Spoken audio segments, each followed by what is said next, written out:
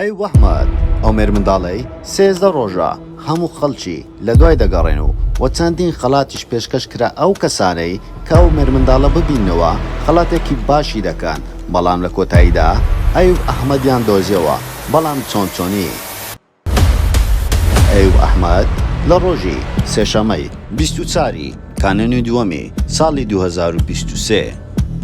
باوکی ئەیوب ئەحمەد باز لە بزرگبوونی دەکاتە، دەڵێتن بە شێوەیەکی ئاسایی چۆتە دەرەوە، وەکو باوکی دەڵێت هەمیشە بۆ یاریکردن چۆتە دەرەوە، بەڵام دەگەڕایەوە و ئەو یەکەمین جار بوو بەو شێوەیە وون بێتن. ئەحمەد سەعدوڵڵا گوتیشی کاتێک بووە دەمە و ئێوارە ئەو ڕۆژەکە ئەیوب هەر نەگەڕایەوە بۆ ماڵەوە، هەموو دراوسی و قزم و کەسەکانی ئاگادار کردەوەتەوە، بەڵام هیچ سۆراغێکی دەست نەکەوتووە.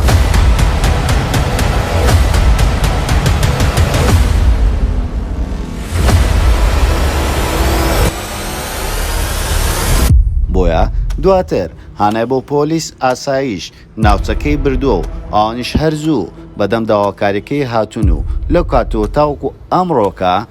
کە دەکاتە ڕێکەوتی 5/2/2023 و چەندین خەڵات دەدرا بەو کەسانەی کە ئەو کەسێ ببینەوە، نزیکەی $2 دەبوو و زۆربەی خەڵکی خێرخواز ئەو بڕەپارەی دانابوو لە ڕێگەی خۆیەوە کە بداتە ئەو کەسەیە کە ئەیوب ئەحمەد بدۆزێتەوە، بەڵام لە کۆتاییدا بەداخەوە لە کەس نەزان نزیک شاری هەولێر تەرمەکەی دۆزرایەوە لە شەقامی 150 مەتری نزیک هەزا، وەروەها لە پێش چەند کۆگایەک کە کۆمەر ئاوەک گڵ بووبە و نزیکەی 3 مەتر ئەگۆمە ئاوە قۆڵ بووە و ئەمڕۆ کە ئەویان لەوێ دۆزیتەوە، وەروەها باوکیشی ئەحمەد دەڵێتە یەکەم دوام ڕۆژ کە بزرگ و دیارە ئێستا کە ئەو قڕەسەر ئاو کەوت و ئەو کاتە ژێر ئاو کەوت بوو،